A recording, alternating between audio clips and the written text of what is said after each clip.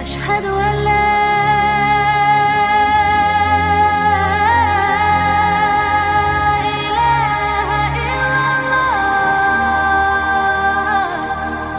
Ma'asyiral muslimin yang dimuliakan Allah Subhanahu wa taala, lah di antara tanda-tanda kiamat besar adalah munculnya satu makhluk yang disebut dengan Ya'juj wa Ma'juj. Siapa Ya'juj dan Ma'juj? Sejak kapan Ya'juj dan Ma'juj ini ada? Kemudian di mana mereka sekarang? Dan kapan keluar? Dan kalau seandainya keluar, apa yang dilakukannya dan bagaimana kematiannya? Inilah yang kita akan bahas 1 jam ke depan. Mudah-mudahan kita bisa mengambil ibrah, pelajaran dari kisah Ya'juj dan Ma'juj, karena kisah ini satu di antara qasasul Quran, kisah-kisah Al-Quran. Ma'asyiral muslimin yang dimuliakan Allah Azza wa Jalla, kalau kita mengkisahkan kisah Ya'juj dan Ma'juj itu tidak lepas daripada satu kisah seorang raja yang namanya disebut dalam Al-Quran. Raja tersebut disebut Dzulqarnain. Pokoknya kalau kisah Ya'juj itu tidak lepas dari kisah Dzulqarnain. Al-Imam Ibnu Katsir rahimahullahu ta'ala menukilkan riwayat dari Imam Mujahid, seorang ahli tafsir. Apa kata Imam Mujahid? Malikul ardi masyriqaha wa maghribaha arba'atu nafarin. Bahwa ada penguasa-penguasa dunia, maksudnya penguasa yang sebagian dunia dikuasainya. Itu ada 4 raja, 4 penguasa. Kemudian Imam Mujahid mengatakan mu'minani wa kafiran, 2 mukmin dan 2 kafir. Adapun yang mukmin, kata beliau, adalah Nabi Allah Sulaiman ibnu Dawud. Adapun yang kedua Dzulqarnain. Kemudian yang kafir keduanya, pertama Bukhtun Nasr. Bukhtun Nasr Raja Babil yang pernah menghancurkan Palestina dan membantai orang-orang Yahudi di zamannya. Dan yang kedua Namrud ibnu Kan'an.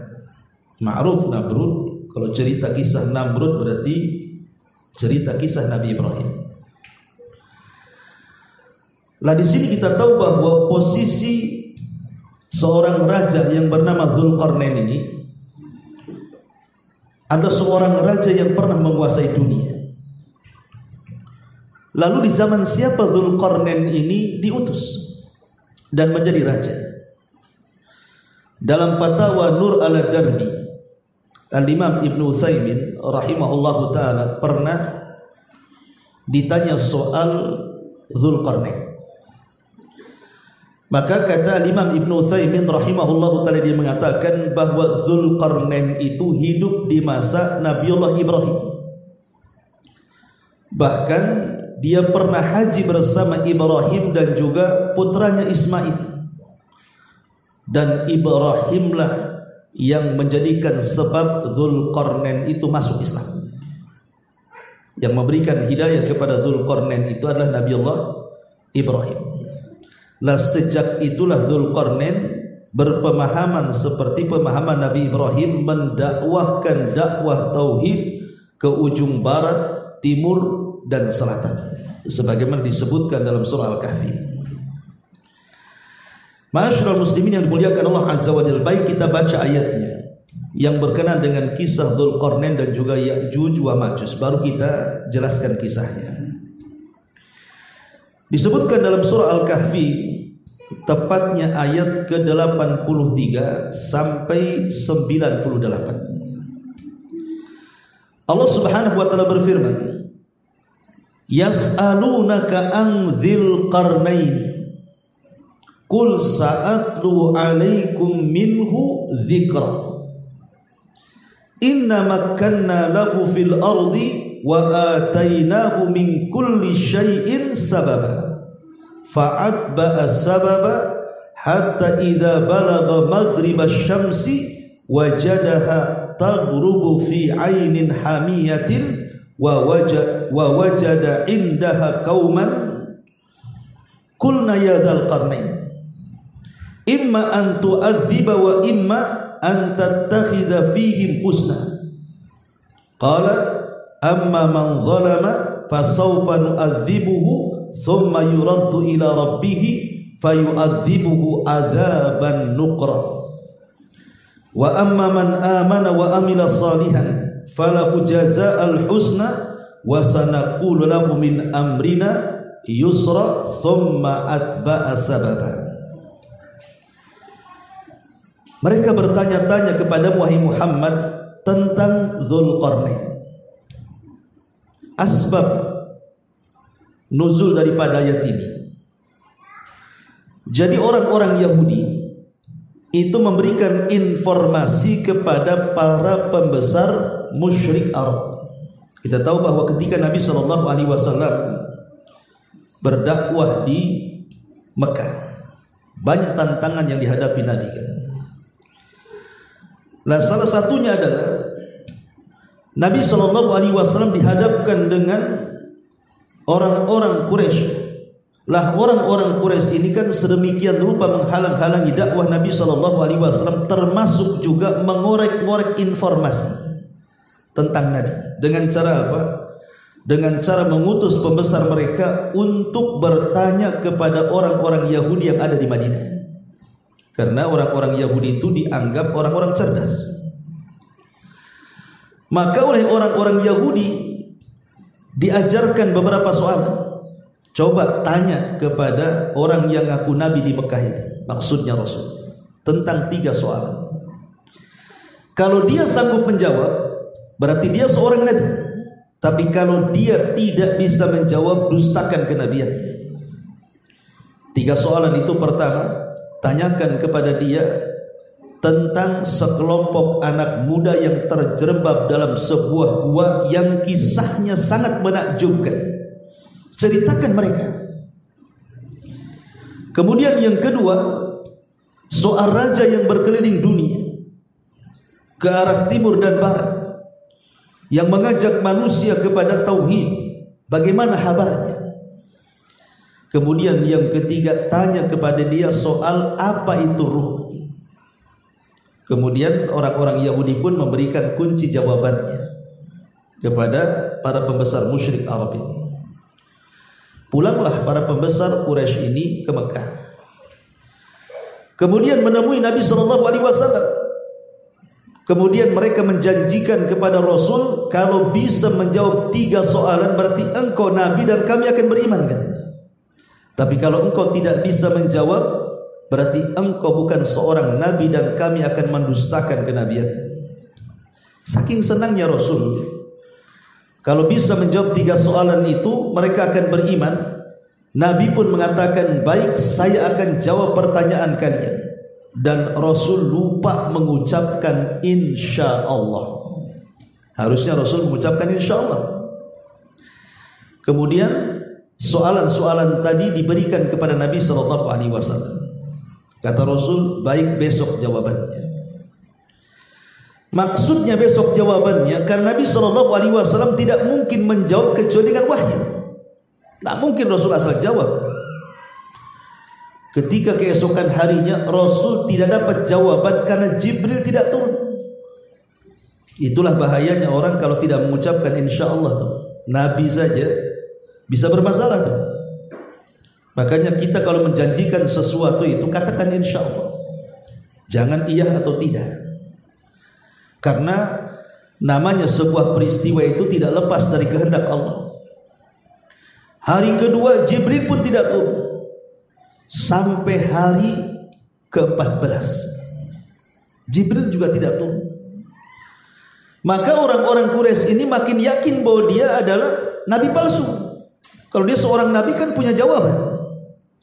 Maka sesaklah dada Nabi SAW. Maka tepat di hari ke-15 Jibril baru turun memberitahu jawabannya. Kemudian Nabi SAW senang, akhirnya Rasul pun menghadap orang-orang musyrik yang bertanya kepadanya. Dari sinilah turun surah Al-Kahfi di sini. Kemudian Allah katakan, wa yas'alunaka an dzil qarnaini. Mereka bertanya-tanya kepada Muhammad tentang siapa Dzulqarnain itu.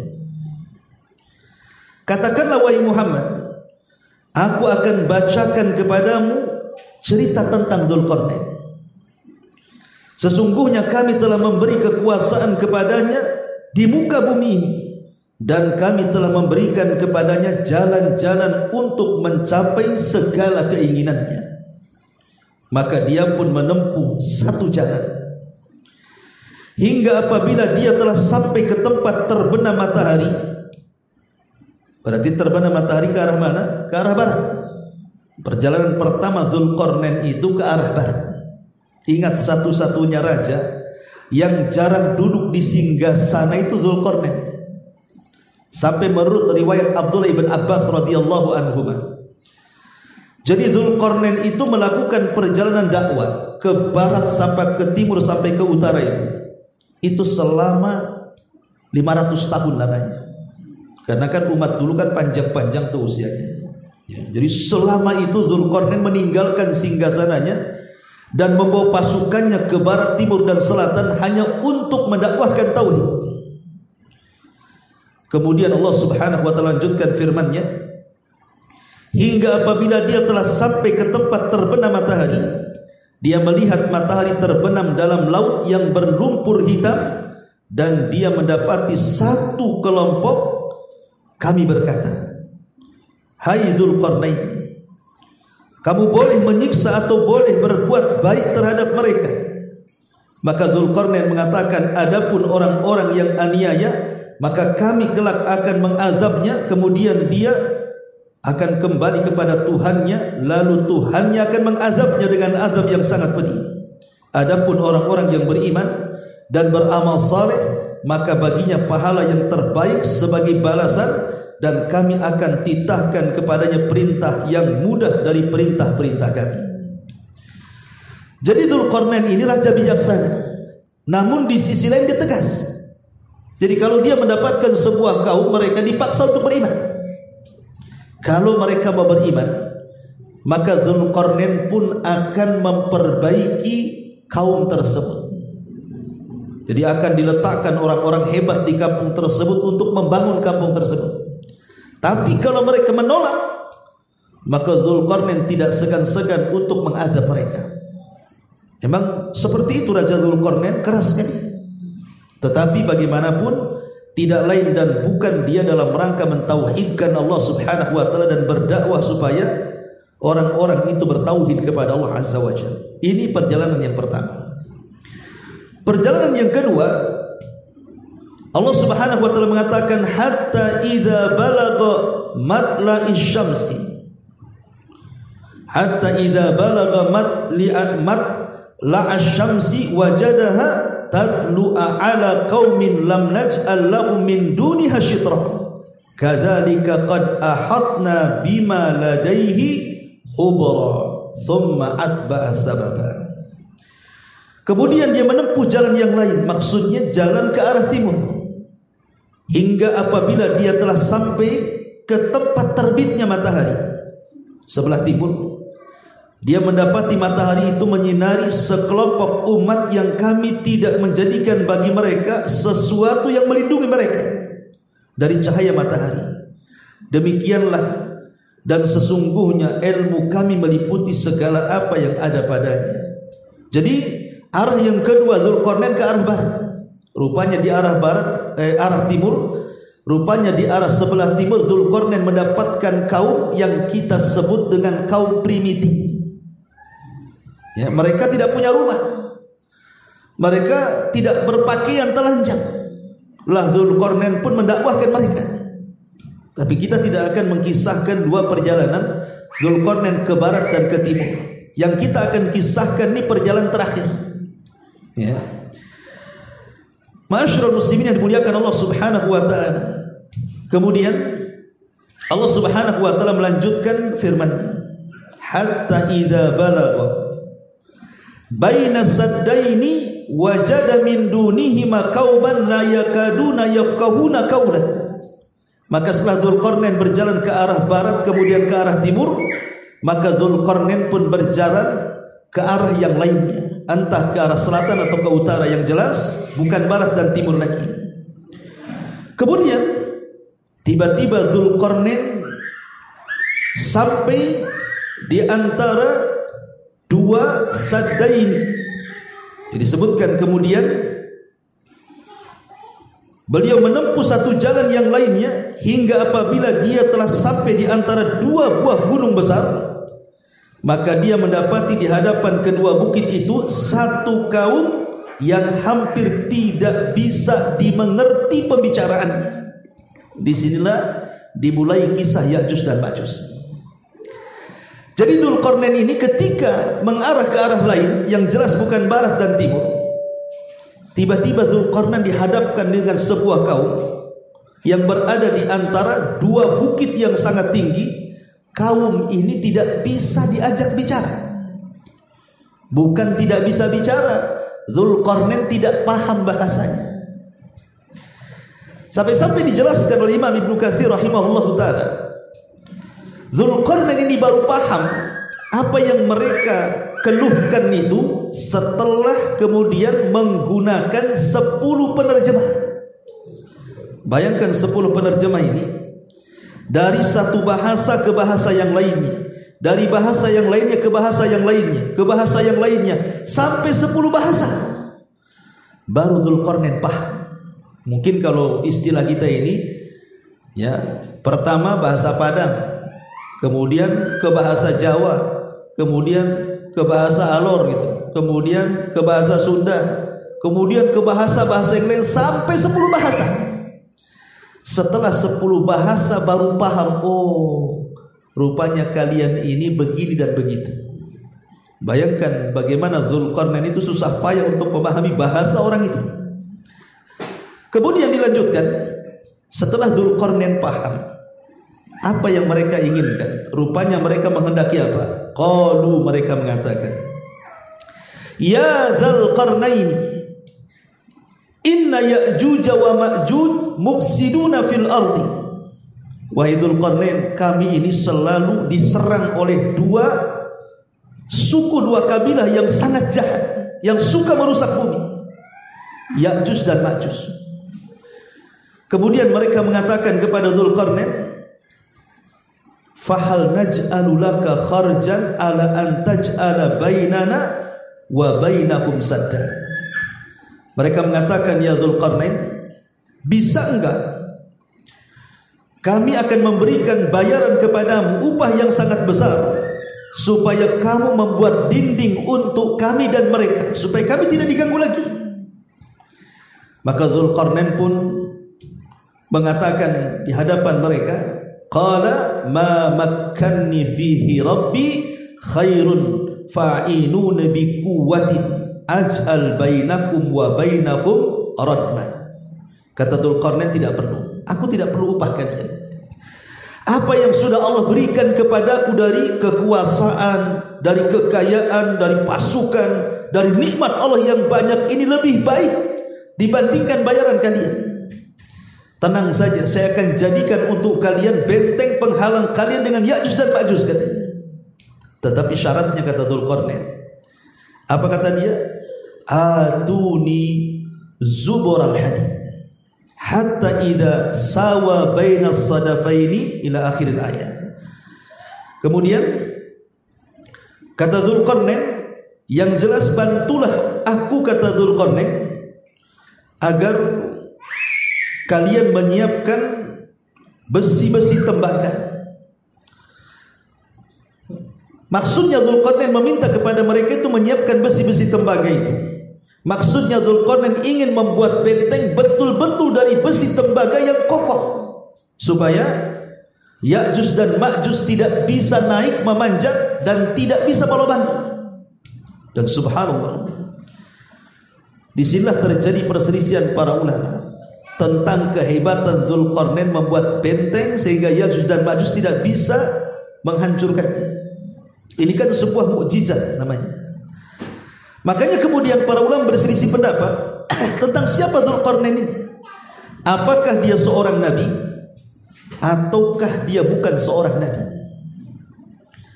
Kalau memang dia seorang nabi, berarti mukjizatnya mampu membuat benteng yang tidak bisa dijebol sampai kiamat. Baru Allah izinkan benteng itu dijebol setelah mendekati kiamat kan? Kalau dia seorang nabi. Kalau dia bukan seorang nabi, berarti itu bentuknya karamah. Karena ada sebuah riwayat Nabi SAW pernah ditanya soal Dzulqarnain ini. Maka Nabi SAW mengatakan, saya tidak tahu. Kata Nabi SAW, ma adri Dzulqarnaini anabiyan am kana la. Saya tidak tahu, kata Rasul, apakah Dzulqarnain seorang nabi atau bukan. Makanya kemudian para ulama seperti Al-Imam Ibnu Utsaimin dan yang lainnya mengatakan bahwa Dzulqarnain itu bukan seorang nabi, tapi dia rajulun saleh. Dia adalah orang yang saleh, seorang penguasa yang saleh yang diberikan oleh Allah Subhanahu wa taala karamah yang banyak. Salah satunya adalah mampu membuat benteng yang tidak bisa dihancurkan siapapun sampai hari ini. Ya. Ma'asyiral muslimin yang dimuliakan Allah Azza wa Jalla. Lah, dari sini kita tahu bahwa disinilah dimulai kisahnya Ya'juj dan Ma'juj dan berada di balik benteng yang pernah dibuat oleh Dzulqarnain. Lalu siapa Dzulqarnain ini? Ada yang mengatakan bahwa Dzulqarnain adalah Al-Iskandariyah Al-Makdun katanya. Kalau antum lihat di Google tentang kisah Iskandariyah Al-Makdun yang pernah menguasai bukan hanya Persia, Romawi ini ditaklukkan dia.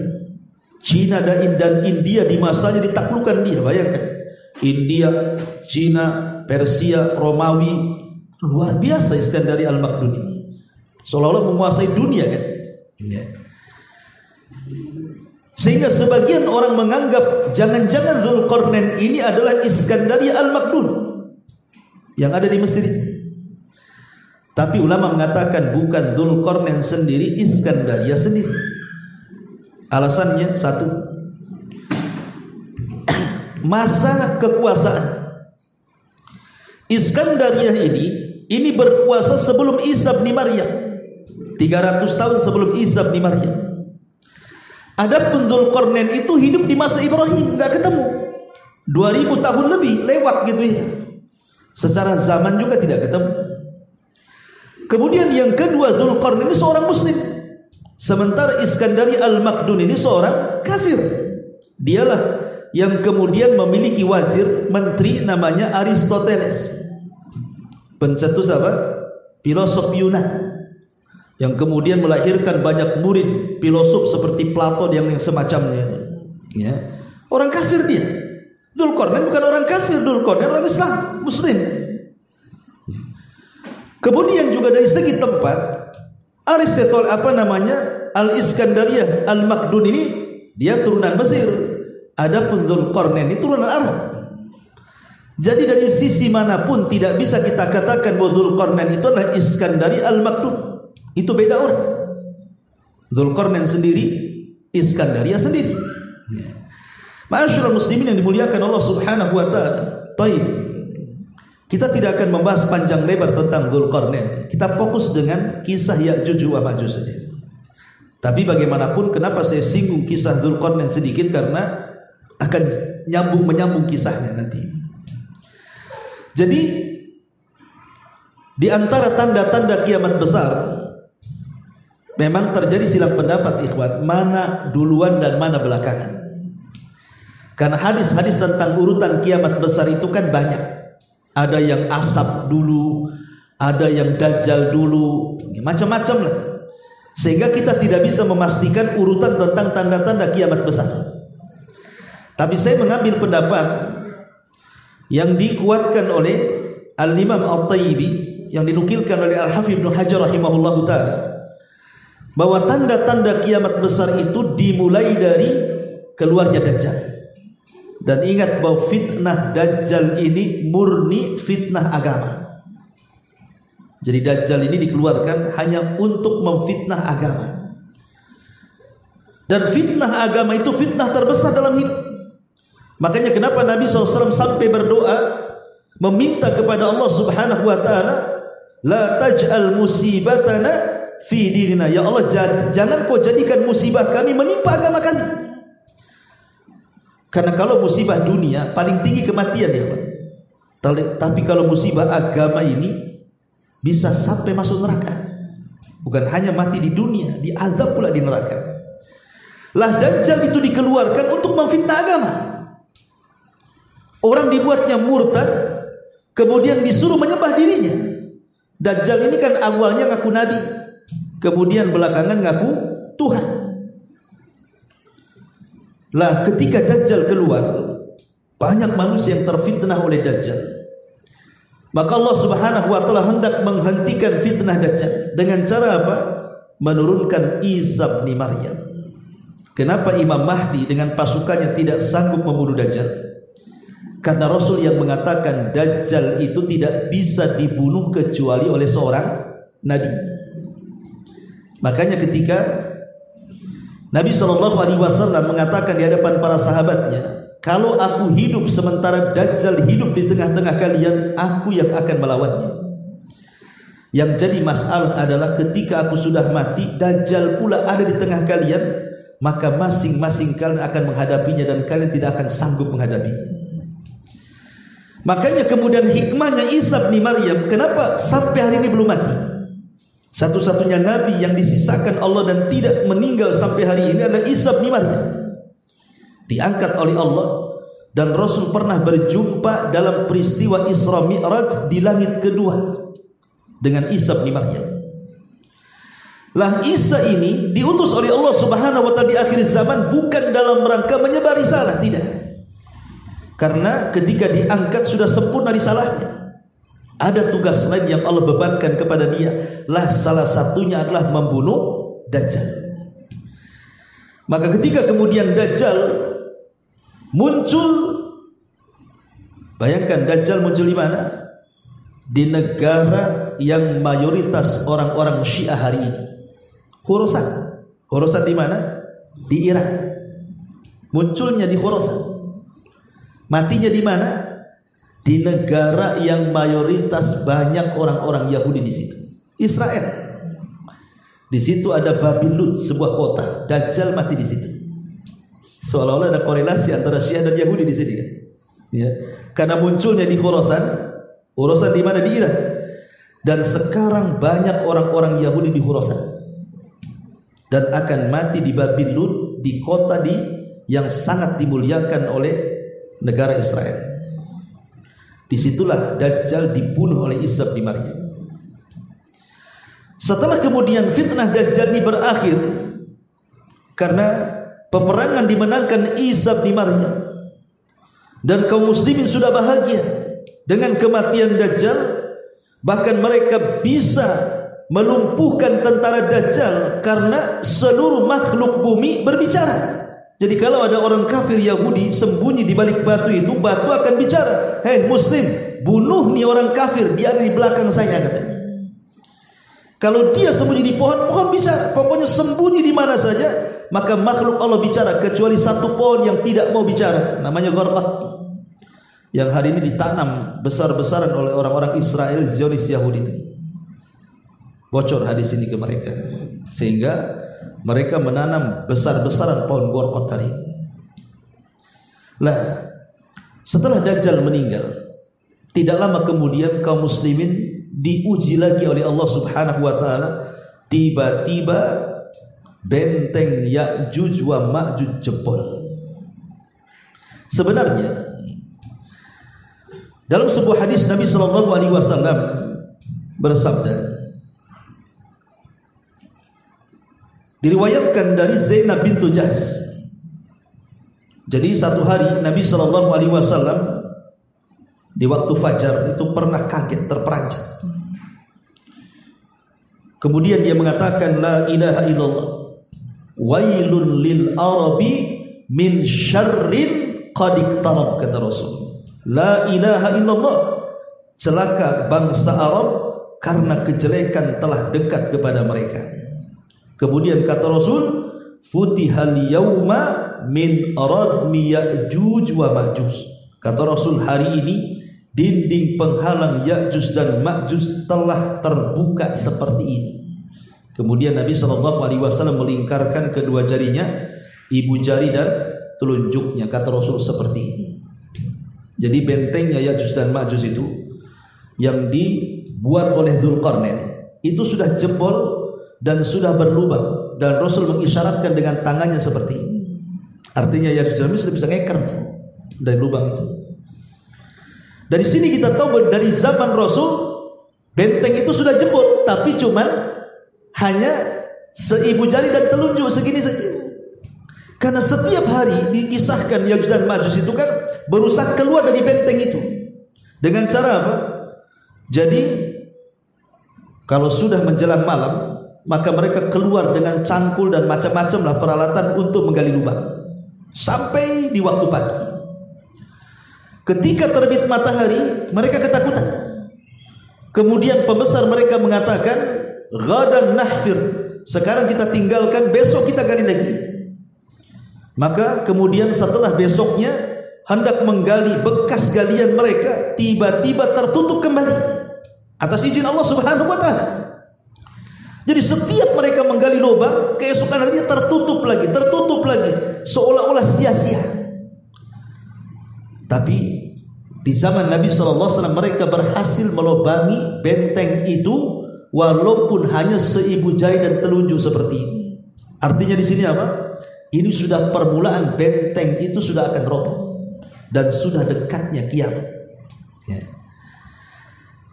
Tetapi kemudian nanti di akhir zaman, ketika Allah Subhanahu wa taala izinkan Ya'juj dan Ma'juj itu keluar, maka pimpinan mereka diilhamkan untuk mengucapkan insya Allah. Subhanallah, kalimat insya Allah ini luar biasa ya kawan. Jadi pemimpin Ya'juj dan Ma'juj mengatakan ketika sudah digali, kemudian terbit matahari, mereka istirahat. Apa kata pemimpinnya? Nahfiru ghadan insyaallah. Dalam hadis yang saya disebutkan, besok kita akan gali kembali, insyaallah.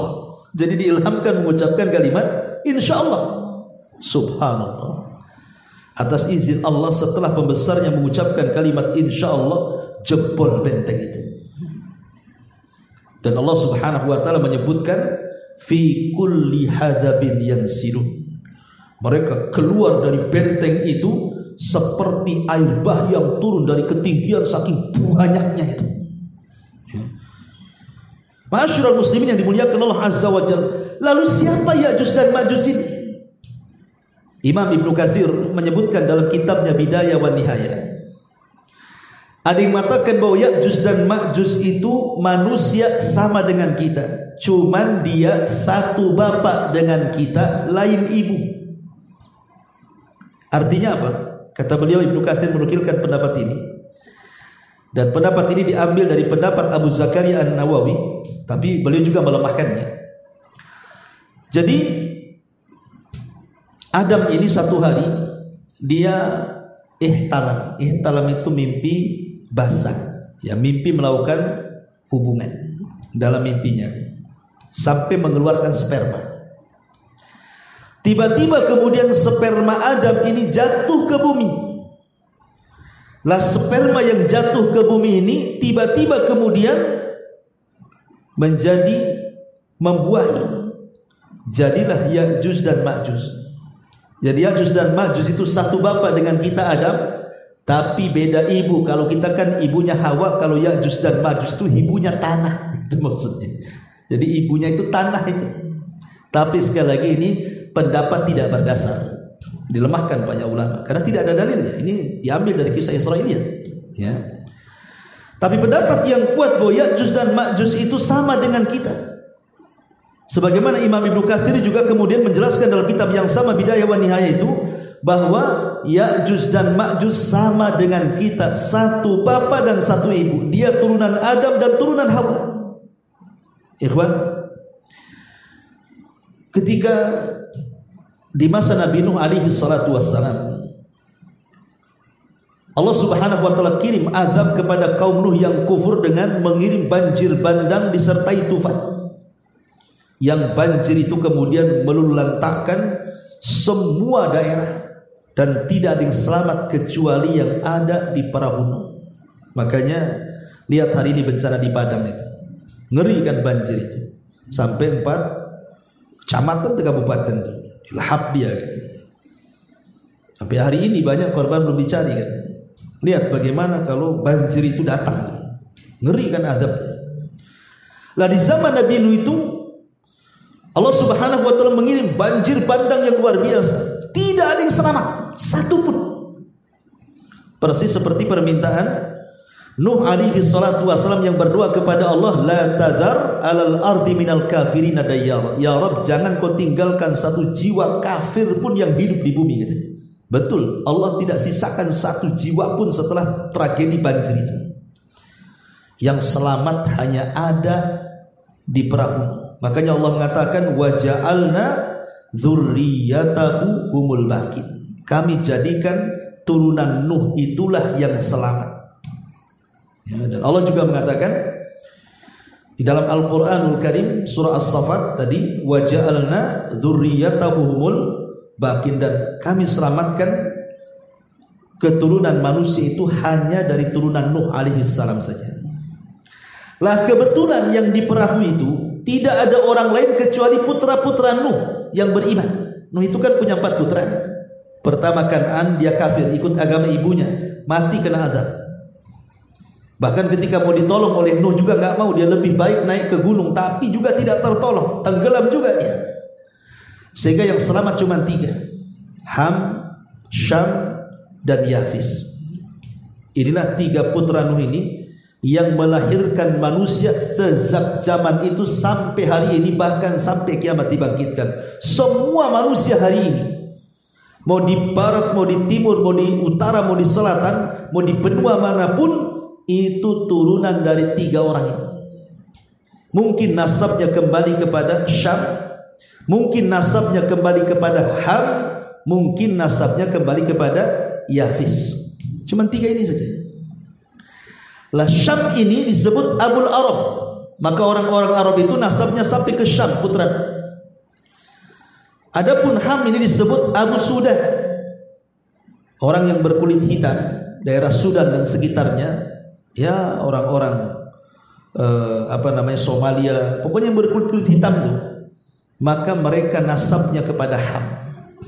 Adapun orang-orang yang seperti kita, yang matanya sipit-sipit, kecil-kecil, bulat-bulat, ini turunan Yafis. Ya, kalau umumnya orang-orang Asia ini, kalau ditarik nasabnya itu sampai kepada Yafis putra Nuh. Lah di antara turunan Yafis putra Nuh adalah Ya'juj dan Ma'juj.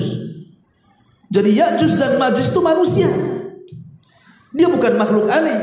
Walaupun ada, kita tidak mengingkari beberapa pendapat para ulama yang mengatakan bahwa Ya'juj dan Ma'juj itu adalah makhluk yang sangat besar, semacam raksasa. Sampai-sampai kemudian disebutkan dalam hadis yang lemah, tidak bisa dijadikan sandaran, karena mungkin diambil dari kisah-kisah Israiliyat. Jadi bentuk Ya'juj dan Ma'juj itu seperti pohon arus. Pohon arus itu ada di Lubnan, di Libanon sana. Itu tingginya sampai 120 hasta.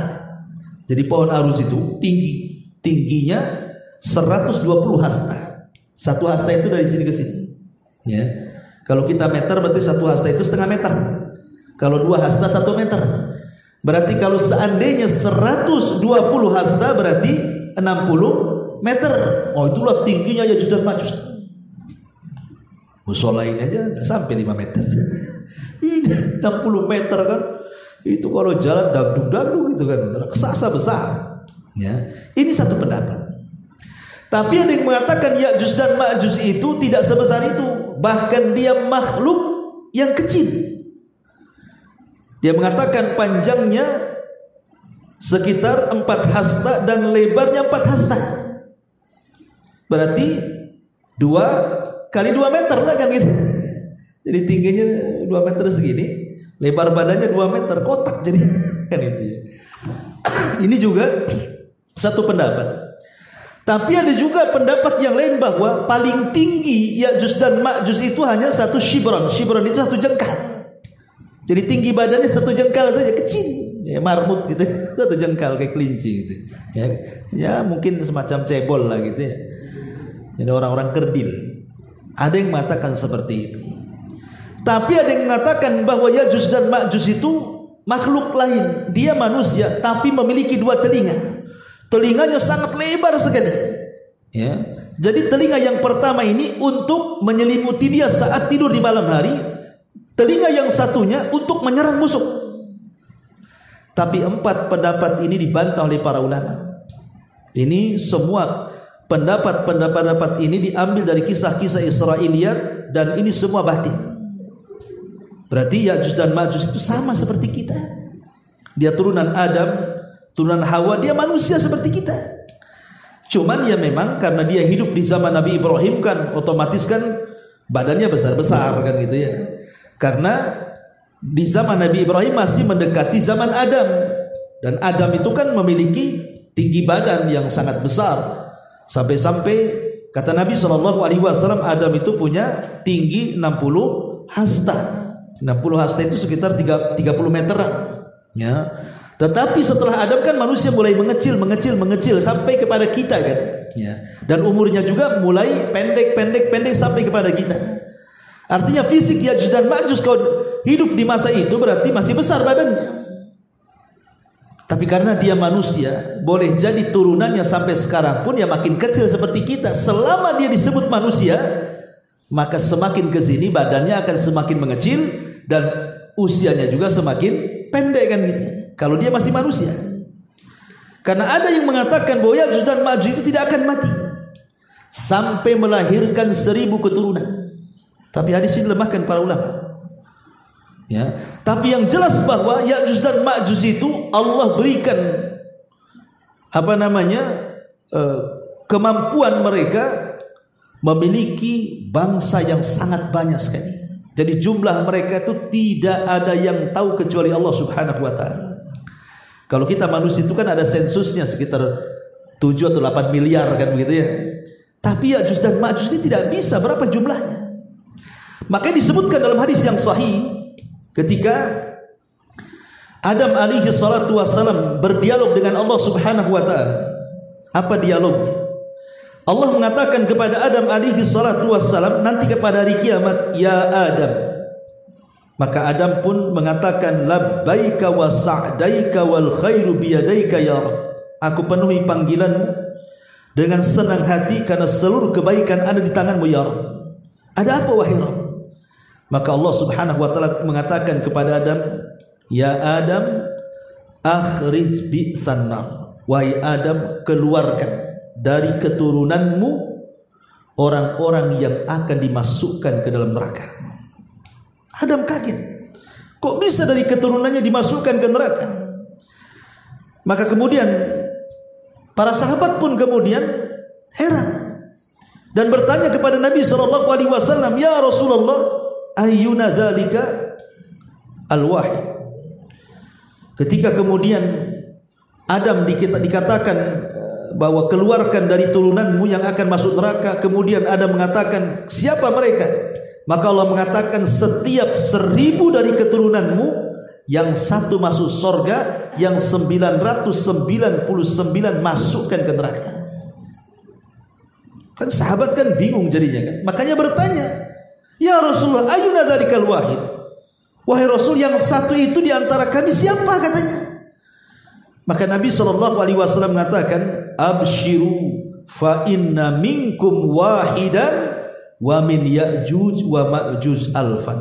Kemudian Rasul mengatakan, berbahagialah kalian, yang 1 itu dari kalian, yang 1000 itu dari Ya'juj dan Ma'juj. Artinya yang 1 diambil dari 1000, berarti jumlah Ya'juj dan Ma'juj itu 999 berbanding 1. Jadi 1 dari kita, 999 dari mereka. Kalau 10 dari kita, ya kalikan saja 999 kali 10, berarti jumlah mereka itu jauh lebih banyak dibandingkan jumlah kita maksudnya. Makanya Rasul sampai mengatakan, kalian sangka jihad sudah terputus. Tidak, kata Rasul. Jihad itu tetap ada sampai kalian mendapatkan sebuah kaum yang tidak bisa kalian perangi dan tidak bisa kalian bunuh. Apa maksudnya? Ya'juj dan Ma'juj. Bagaimana cara merangi? Jumlahnya sekian banyak, 1 lawan 999 pula. Cemana kan menang coba? Antum dikeroyok 30 orang aja belur. Dikeroyok 999 sebentar aja mati kan gitu ya. Makanya kata Rasul, kaum yang tidak bisa diperangi, jangan kita orang biasa. Nabi Musa alaihi salatu wassalam sampai difirmankan oleh Allah Subhanahu wa taala, disebutkan dalam hadis itu. Apa kata hadis yang sahih yang dikeluarkan oleh Nawas ibn Sam'an radhiyallahu anhu? Idza hauhallahu ila Isa, ketika Allah mewahyukan kepada Isa bin Maryam di akhir zaman, inni qad akhrajtu ibadan li la yadani li ahadin bi qitalihim. Sesungguhnya aku telah mengeluarkan hamba-hambaku, tidak ada seorang pun dari mereka yang sanggup mengalahkannya. Maksudnya Ya'juj dan Ma'juj. Faharriz ibadi ila Tur, selamatkan hamba-hambaku wahai Isa, sembunyi di bukit Tur. Coba bayangkan, Isa saja yang bisa membunuh Dajjal tidak sanggup memerangi Ya'juj dan Ma'juj. Disuruh sembunyi di bukit Tur. Kenapa ke arah bukit? Karena Ya'juj dan Ma'juj mereka trauma untuk naik ke atas bukit. Trauma dengan apa? Dengan penjara yang pernah dibuat oleh Dzulqarnain. Mereka tidak akan naik. Makanya disuruh sembunyi di ketinggian. Lah Ya'juj dan Ma'juj berusaha kemudian mengepung mereka, tapi mereka tidak naik. Mereka trauma untuk naik gunung. Makanya Isa bin Maryam pun dengan kaum muslimin yang tersisa sembunyi di atas bukit Tur sampai mereka kelaparan. Sampai-sampai dikisahkan dalam hadis yang sahih, kepala kerbau itu lebih berharga dibandingkan dirham dan dinar, saking kelaparannya. Ya. Ma'asyiral muslimin yang dimuliakan Allah Subhanahu wa taala. Lah Ya'juj dan Ma'juj itu dikenal sebagai umat yang sangat sombong, ikhwan. Sangat bengis, sangat jahat. Dan dia umat perusak. Sampai-sampai dikisahkan oleh banyak para ulama ketika beristimbat dengan ayat dan hadis-hadis yang sahih.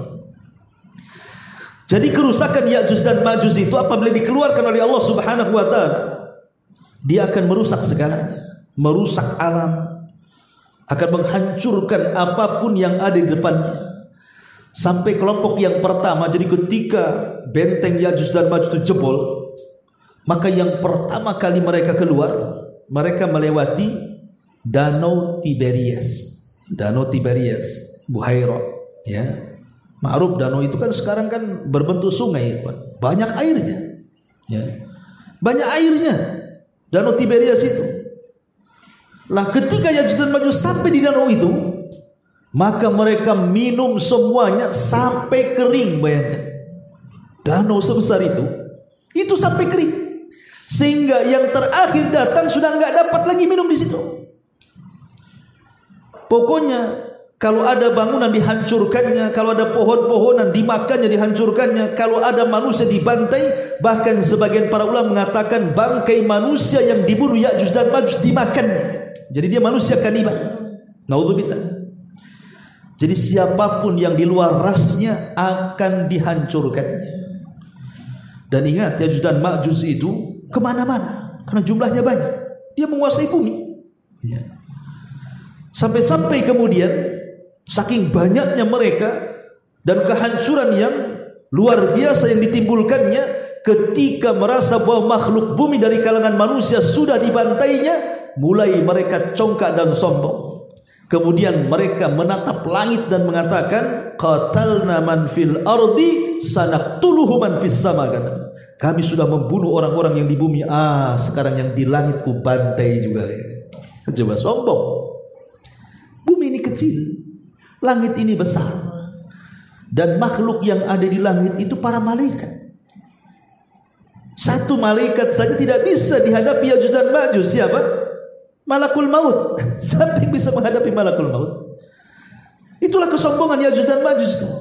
Dia mau membantai makhluk yang ada di langit, coba gimana caranya?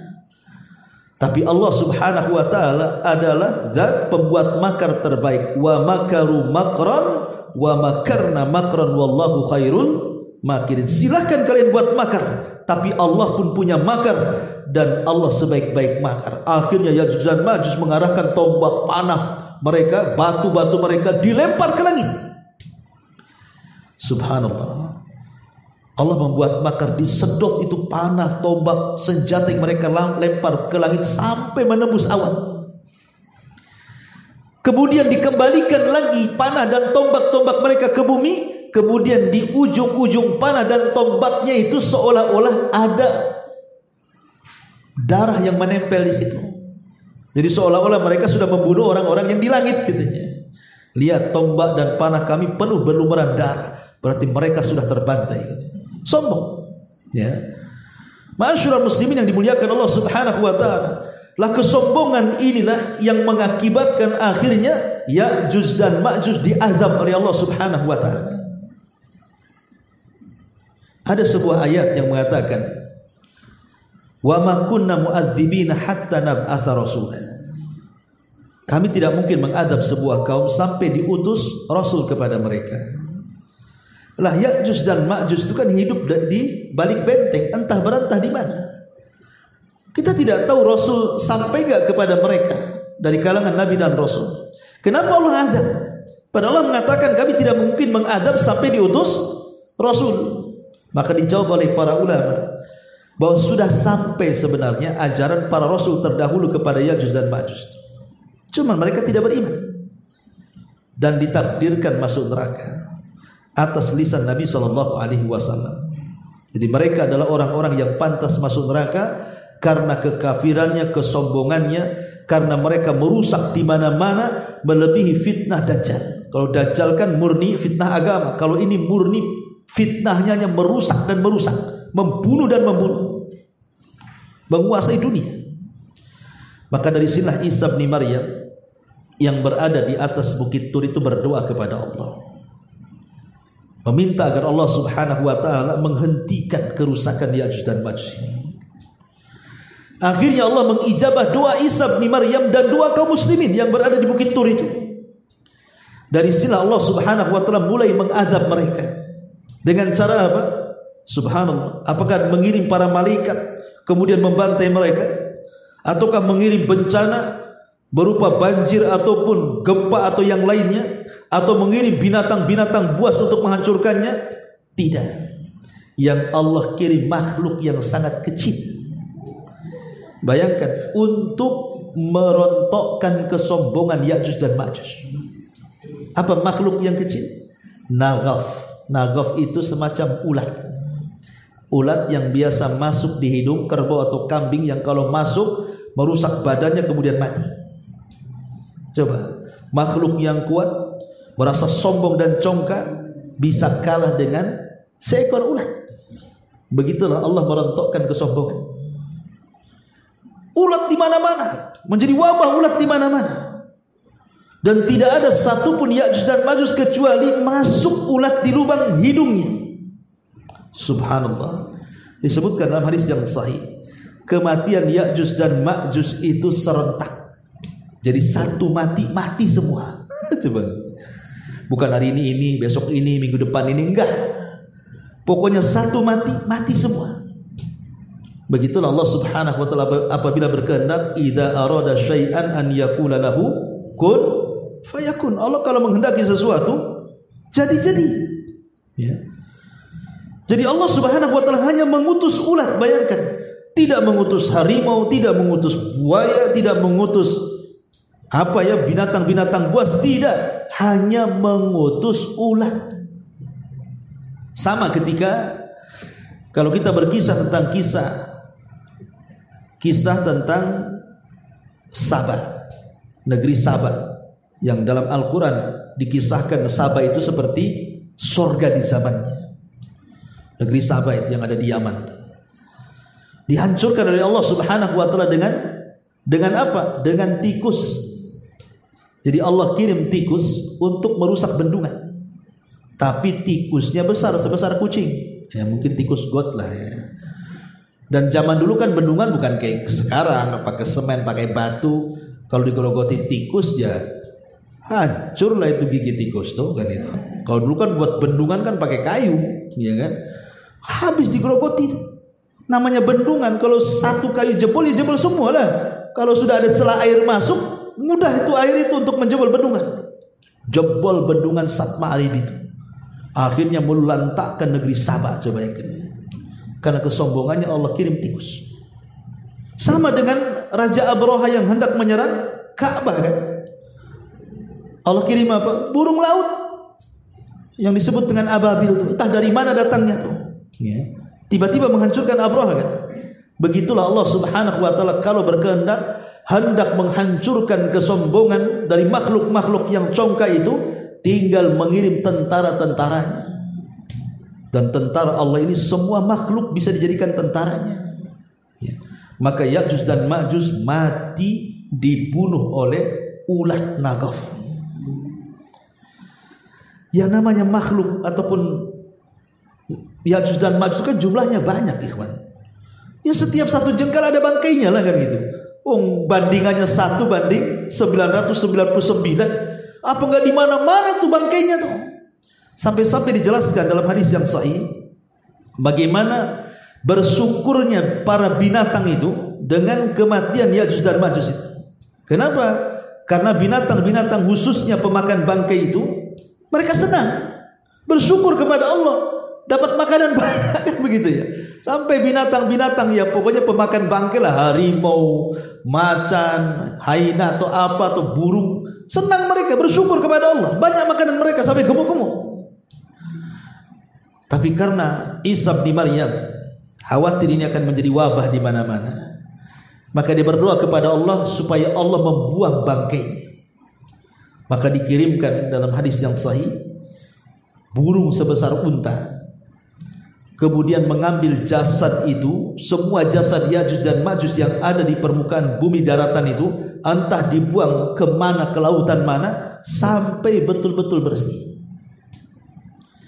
Ya namanya yang membuang burung ya sebersih-bersihnya membuang bangkai masih ada sisanya lah. Tidak mungkin gak ada sisanya, entah darahnya, entah kotorannya, entah apanya, kan masih ada sisanya kan. Makanya Isa berdoa kembali agar Allah membersihkan bumi dengan sebesar-besarnya, dengan sebersih-bersihnya. Diturunkanlah hujan yang sangat besar, kemudian banjir di mana-mana. Lah banjir inilah yang membawa sisa-sisa bangkainya Ya'juj dan Ma'juj sampai bumi betul-betul steril. Dari situlah Allah Subhanahu wa taala jadikan bumi itu subur dan makmur, seolah-olah seperti awal diciptakannya. Sampai-sampai dijelaskan pohon delima itu buahnya, ya, itu cangkangnya kalau dibelah 10 orang bisa masuk ke dalam cangkangnya. Sebagian besarnya buah satu buah. Jadi satu buah itu kalau dibelah 10 orang lo bisa masuk ke dalam cangkangnya. Jadi kalau buah durian ya 10 orang masuk ke cangkang nggak habis kita makan dalam cangkang durian itu. Jadi disuburkan oleh Allah Azza wa Jalla, dipenuhi dengan berkah. Makanya sampai Rasul beruntunglah orang-orang yang hidup di masa Isa bin Maryam gitu. Karena Allah berkahi. Lah ketika itu kemudian Isa bin Maryam akhirnya memaksa orang-orang yang masih di luar Islam untuk masuk ke dalam Islam yang selamat. Kalau tidak maka dibunuh, dipaksa untuk masuk Islam. Karena ketika itu tidak ada jizyah lagi, tidak ada lagi upeti-upetian. Yang ada kau masuk Islam, kalau tidak kau perangi. Sampai akhirnya banyak orang-orang ahli kitab kalangan Yahudi dan Nasrani yang masuk ke dalam Islam karena dakwahnya Isa bin Maryam. Kemudian Isa pun sebelum matinya dia sempat melaksanakan haji. Kemudian setelah melaksanakan haji, ada yang mengatakan 7 tahun setelahnya, maka Isa pun wafat dan dipanggil oleh Allah Subhanahu wa taala. Baru datanglah seorang laki-laki dari Habasyah Ethiopia namanya Dzu Suwaikataini membawa pasukan kemudian menghancurkan Ka'bah sampai rata dengan tanah setelah kematian Isa bin Maryam. Ma'asyiral muslimin yang dimuliakan Allah Subhanahu wa taala. Pertanyaannya, di mana benteng Dzulqarnain itu? Di mana? Ya. Dahulu di zaman Daulah Abbasiyah. Daulah Abbasiyah ini daulah yang berdiri setelah Daulah Bani Umayyah. Dan Daulah Bani Umayyah itu berdiri setelah hilangnya kekhilafaan Ar-Rashidah. Kan para khulafa Ar-Rasyidin meninggal, baru terbentuk Daulah Umayyah. Runtuhnya Daulah Umayyah, naik Daulah Abbasiyah, kan begitu, sampai terakhir Daulah Utsmaniyah. Nah, di zaman Daulah Abbasiyah itu ada seorang khalifah namanya Al-Wathiq. Al-Wathiq, dia bermimpi. Dalam mimpinya dia dikagetkan bahwa benteng Ya'juj dan Ma'juj itu jebol. Itu dia bermimpi, dan itu berkali-kali mimpinya, sehingga membuat kekhawatiran sang khalifah. Dan kisah ini disebutkan oleh Ibnu Katsir dalam kitabnya Bidayah wa Nihayah, itu disebutkan kisah ini. Jadi Khalifah Al-Wathiq ini akhirnya mengutus tentara yang sangat banyak untuk melakukan pencarian di mana benteng Ya'juj dan Ma'juj itu. Dikirim pasukan banyak. Ya. Akhirnya pasukan yang dikirim oleh Daulah Abbasiyah ini atas perintah Khalifah Al-Wathiq ini, mereka pun menyebar kemana-mana. Ada yang mengatakan pencarian benteng itu sampai memakan waktu 2 tahun. Jadi selama 2 tahun ini pasukan Khalifah Abbasiyah ini, pasukan Khalifah Al-Wathiq ini mencari kemana-mana. Sampai pada waktunya mereka pun sampai kepada tujuan. Mereka pun sampai kepada tujuan di depan benteng yang pernah dibangun Dzulqarnain. Tapi masalahnya benteng itu tidak bisa dipanjat dan dijaga oleh para prajurit yang ada di dekat situ. Sehingga akhirnya ketika pasukan melihat bahwa benteng itu masih kokoh, masih berdiri tegak dan tidak hancur, tidak seperti mimpi sang khalifah, akhirnya pasukan ini kemudian pulang kembali. Tapi masalahnya Imam Ibnu Katsir ketika menyebutkan kisah ini tidak bersanad. Tidak ada sanadnya, hanya disebutkan kisahnya begitu saja. Dan tidak disebutkan pasukan Abbasiyah ini sampai di mana, letak benteng itu di mana. Ya. Sehingga menjadi polemik para ulama kan. Ada yang mengatakan bahwa benteng itu maksudnya adalah benteng Cina, tembok Cina. Karena ketika ada beberapa yang roboh dari tembok Cina itu rupanya ada kandungan bajanya. Berarti sesuai dengan apa yang ada dalam Al-Quran. Berarti kalau yang dimaksud tembok itu tembok Cina, berarti Ya'juj dan Ma'juj itu ya orang Cina. Kan gitu. Kan gitu. Tapi pendapat ini dibantah oleh sebagian ulama. Tidak benar. Karena benteng Ya'juj dan Ma'juj itu tidak bisa dihancurkan. Terbuat dari tembaga. Kalau ini kan terbuat dari bata-batu yang disusun. Kalau di rudal saja bisa hancur kalau benteng Cina. Kalau ya benteng Ya'juj dan Ma'juj kan tidak bisa dihancurkan kecuali Allah yang berkehendak, kan itu. Berarti tidak benar kalau benteng itu adalah tembok Cina dan Ya'juj dan Ma'juj itu orang Cina. Apalagi banyak juga orang Cina yang muslim sekarang, kan gitu. Ya. Kemudian yang kedua, ada yang mengatakan bahwa dan yang berpendapat seperti ini adalah sebagian orang seperti Sayyid Qutb. Nah, itu mereka memang berpendapat seperti ini. Terus sekali lagi dibantah oleh para ulama bahwa tidak benar kalau tembok Cina itu adalah Ya'juj dan Ma'juj. Tapi ada juga yang mengatakan tentang tembok Ya'juj dan Ma'juj ini. Jadi ada yang mengatakan itu berada dekat dengan daratan Cina, tapi ke arah selatan atau utara, wallahu a'lam. Karena ada yang mengatakan bahwa benteng ini terletak di daerah Armenia, Azerbaijan, yang sekarang mungkin disebut daerah Georgia, dekat-dekat daerah sana lah kan. Tapi kan ini hanya ijtihad para peneliti, ikhwan. Syekh bin Baz rahimahullahu taala ketika ditanya tentang masalah Ya'juj dan Ma'juj, dia hanya mengatakan min jihati syarqi, min jihati syarqi. Pokoknya dia sebelah timur.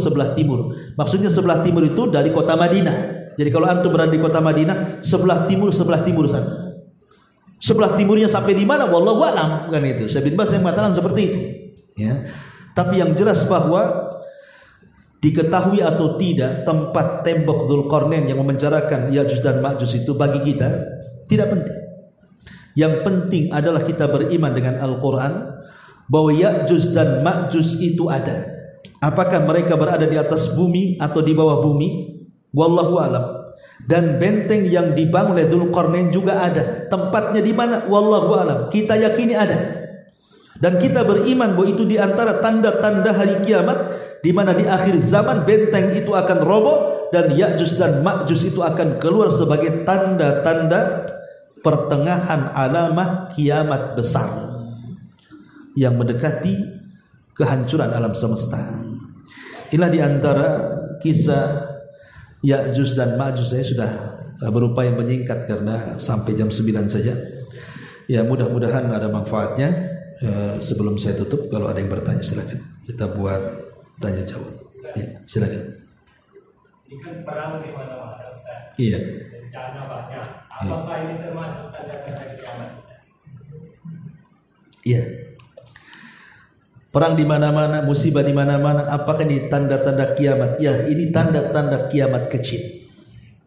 Rasul yang mengatakan. Apa kata Nabi SAW? La taqumu sa'ah hatta yakthurul harj. Tidak akan tegak hari kiamat sampai banyaknya peristiwa al-haraj.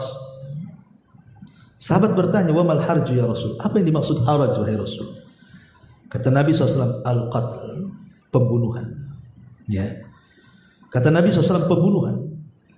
Dan dalam hadis yang lain, sampai pembunuhan ini, la yadri al-qatil fima qatal wal maqtulu fima qutil. Yang membunuh bingung kenapa bisa membunuh, yang dibunuh makin bingung kenapa aku bisa dibunuh.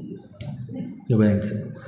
Karena sekarang ini pembunuhan itu tidak beralasan. Dalam Islam itu kalau dibunuh karena dia membunuh sebagai kisos, atau dia murtad, atau dia sebagai had hukuman dalam Islam, seperti seorang yang sudah menikah berzina maka hukuman rajam, kan begitu. Itu ada aturan-aturan pembunuhan dalam Islam.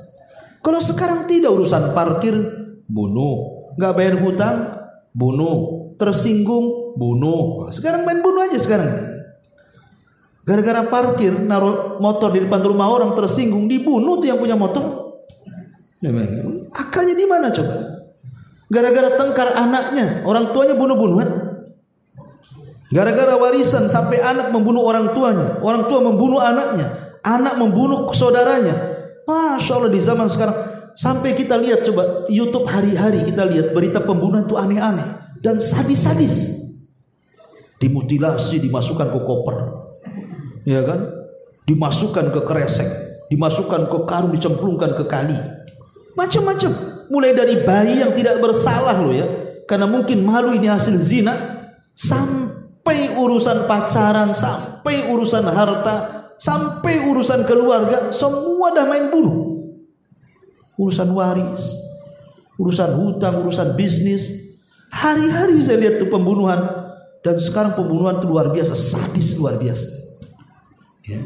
Dan latar belakangnya aneh-aneh, psikopat kayaknya orang-orang bunuh ini.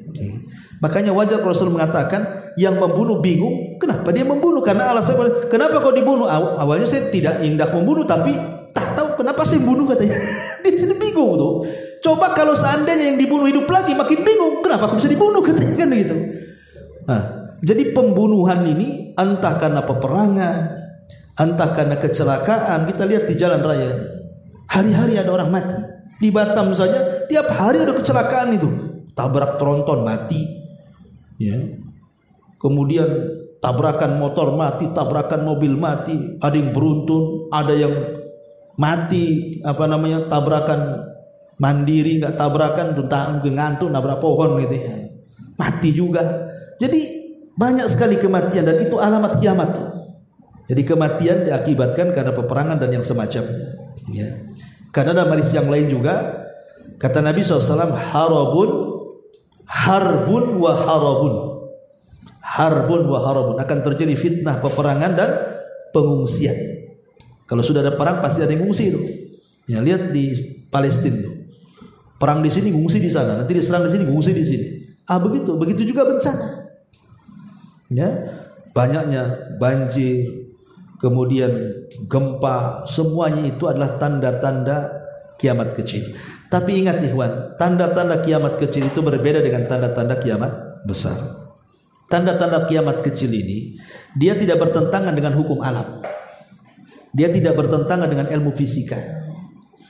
Ya, coba umpamanya terjadi gunung meletus, kemudian gempa, di situ ada teori ilmiahnya. Entah geser lempengan, entah apa kan, ada teori ilmiahnya gitu kan. Jadi tanda-tanda kiamat kecil itu tidak bertentangan dengan ilmu fisika dan alam. Tapi kalau sudah tanda-tanda kiamat besar, inilah yang bertentangan dengan ilmu alam dan fisika. Bagaimana matahari bisa terbit dari barat? Di mana teorinya? Ya kan? Nah, baru itu aneh-aneh. Kemudian binatang keluar dari perut bumi ini gimana ceritanya? Ya. Nah, baru kalau tanda-tanda kiamat besar itu sudah aneh-aneh tuh. Tapi kalau tanda-tanda kiamat kecil ini ya masihlah sesuai dengan ilmu alam dan ilmu fisika, tidak bertentangan dengan teori-teori ilmiah gitu maksudnya. Tetapi penyebab bencana itu sekali lagi karena maksiat, karena ada orang yang mereka menghilangkan teori agama, hanya berpatokan kepada teori dunia. Jadi kalau ada bencana, oh itu lempengan geser gitu. Otaknya ke situ saja. Tapi kita yang beragama kan bukan itu. Kenapa bisa lempengan bergeser? Kenapa Allah geser? Ada apa? Nah itu kalau kita kan orang beriman kan bertanya. Dan Allah mengatakan, ma asaba min musibatin illa fabima kasabat aydikum wa ya'fu an katsir. Tidaklah musibah yang menimpa kecuali karena ulah tangan kita. Jadi kalau ada musibah di mana-mana pasti di situ ada maksiat. Makanya Umar sampai mengatakan ketika terjadi gempa di Madinah, apa kata Umar? Kalau sampai gempa datang 2 kali, aku tidak mau satu atap dengan kalian. Pasti kalian ada yang bermaksiat, kata Umar. Bayangkan Umar sampai ngomong begitu. Ya. Jadi intinya bahwa itu semua adalah tanda-tanda kiamat, tapi itu tanda-tanda kiamat kecil, bukan tanda-tanda kiamat besar. Wallahu a'lam.